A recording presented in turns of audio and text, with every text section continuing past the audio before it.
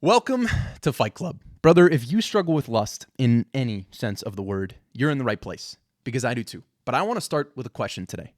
Are you ready? Look, lust is a complete toxin. It is a poison that is destroying our lives and destroying our future. But I don't need to convince you of that. You wouldn't be here watching or listening to this if you didn't already believe that. But I do want to ask you this question.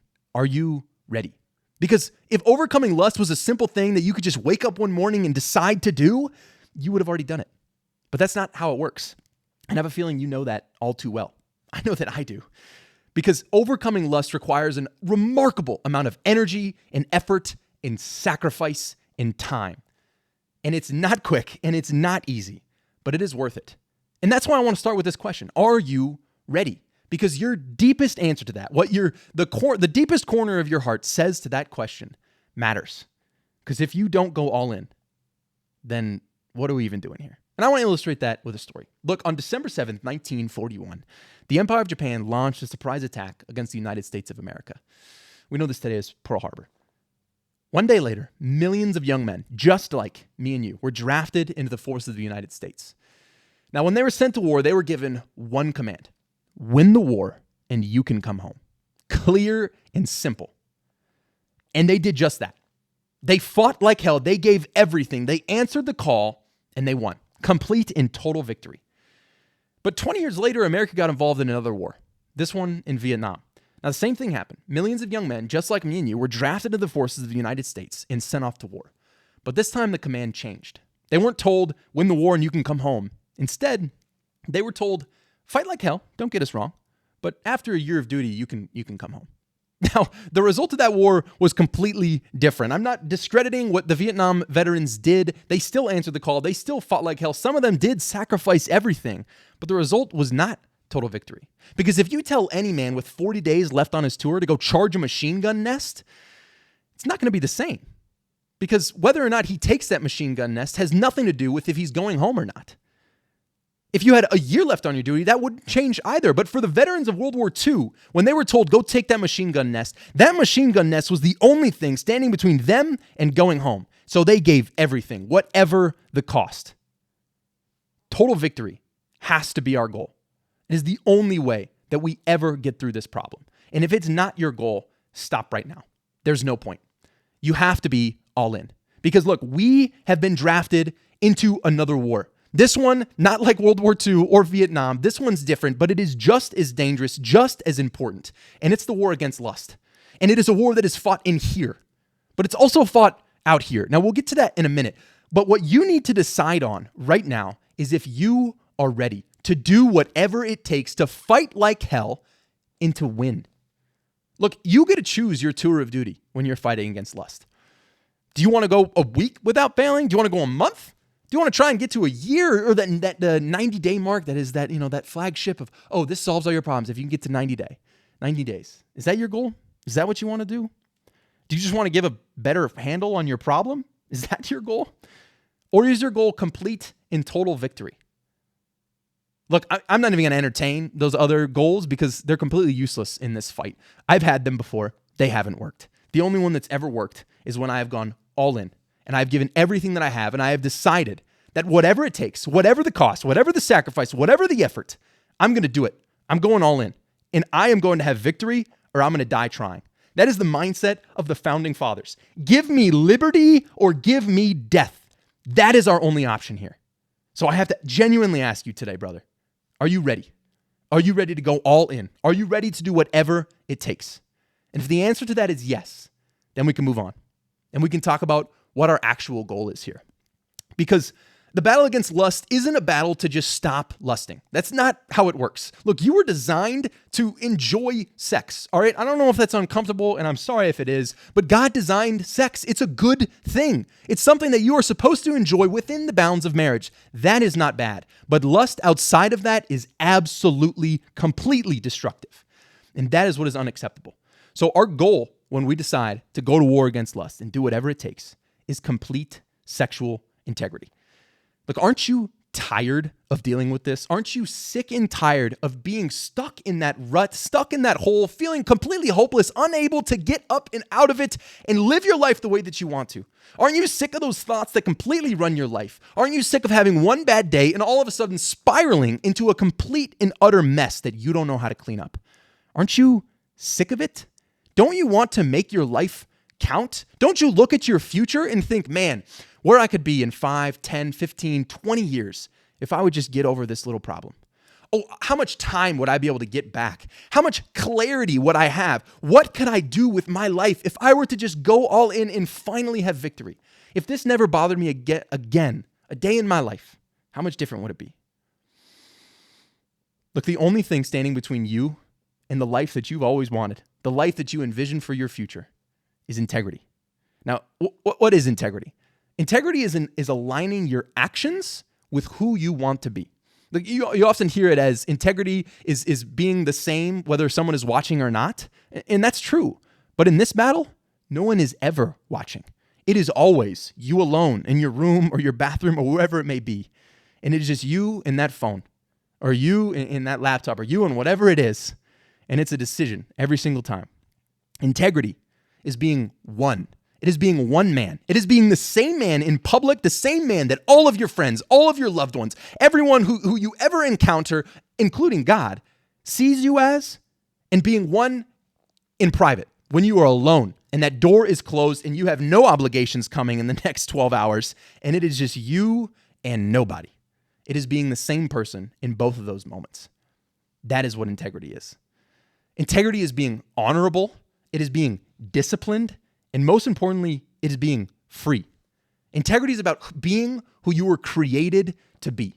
Look, one of my favorite Bible verses in all of the Bible comes from Job 1:1.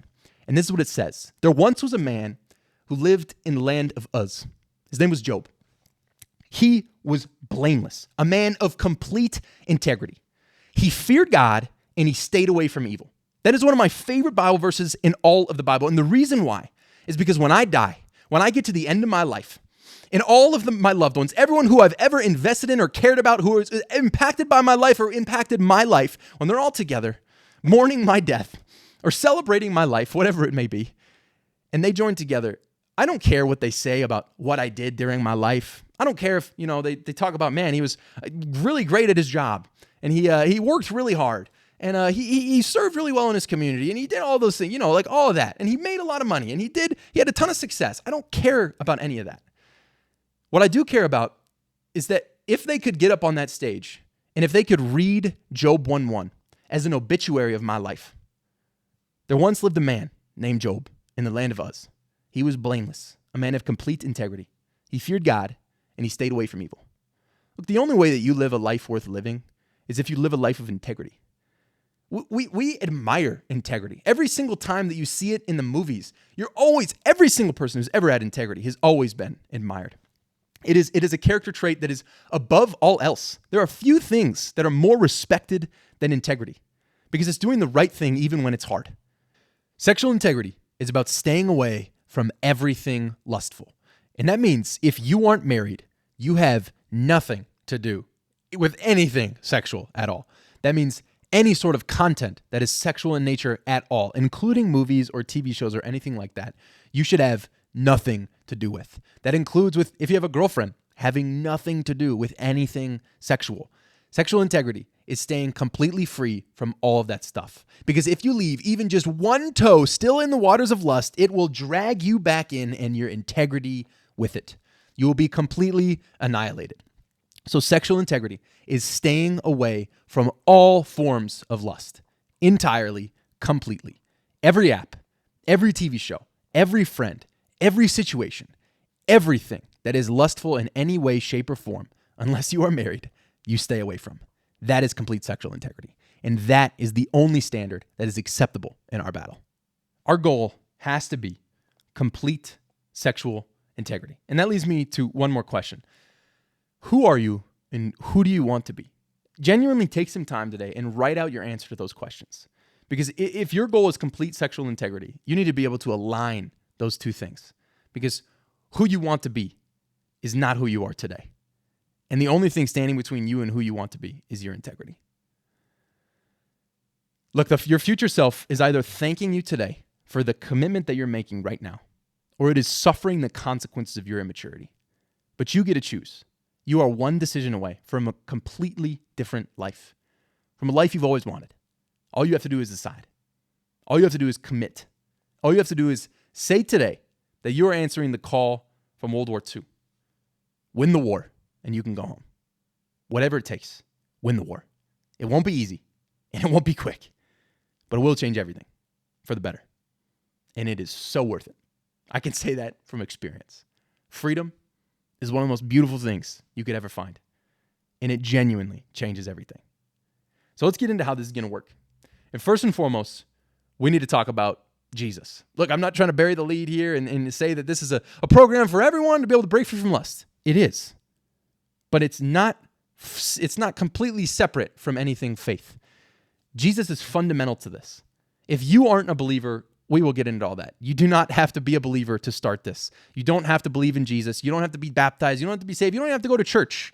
All you have to do is be willing to learn. All you have to do is be willing to accept that maybe, just maybe, you can't solve this on your own. Because you can't. I've tried. I know a lot of other guys that have tried. You can't solve it on your own. It is only through the grace and the power of Jesus that you can be totally free from this. Complete sexual integrity is only done for God and through God. Now, we'll get into all that later, but I don't want to bury that. I want to be perfectly upfront and honest. Jesus is a huge part of this. In fact, he's the main part of this. But we'll talk about that later. Let's talk about what you need to do today, right now. Because complete sexual integrity in deciding that you're all in and you are totally ready is one thing, but the actual practical steps of doing that is another. And the first one is one of the hardest. Now, I know sexual sin and the struggles that you've dealt with in lust is a very private thing. Usually, it is just you. Usually, it is just a problem that you can deal with and no one ever has to know. In fact, you might be sitting here listening or watching to this and no one does know. You might be the only person in the world who knows what you're struggling with. Brother, that's a problem. That is an absolute problem. You cannot have freedom. You cannot have victory if you stay in that place. That is unacceptable. Now, I'm not trying to call you out and make you feel bad about yourself. I am trying to get you to understand that isolation was the breeding ground for lust. And if you stay in isolation, you will stay in lust. You will stay in bondage. You will never break free. The only way that you break free is if you open up. And I'm not saying that you need to go post a video like this to the world saying that you struggle with it. I don't think it would be a bad thing necessarily, but that's not what you need to do today. But what you do need to do today is confess. Not just to anyone. Don't just bring that out into the world, especially if you haven't done it before. But you do need to find a fight club. So if you've answered the question today of are you ready with an absolute resounding yes, let's go to war, let's do whatever it takes, I'll sacrifice anything, then your first objective is to start your fight club. You need a group of brothers who are in this fight with you. Now, maybe that's someone who's actively struggling with this. Maybe that's someone who struggled with it in the past, or maybe it's someone that you just trust. Maybe it's one dude, maybe it's 5 dudes, maybe it's 10 dudes.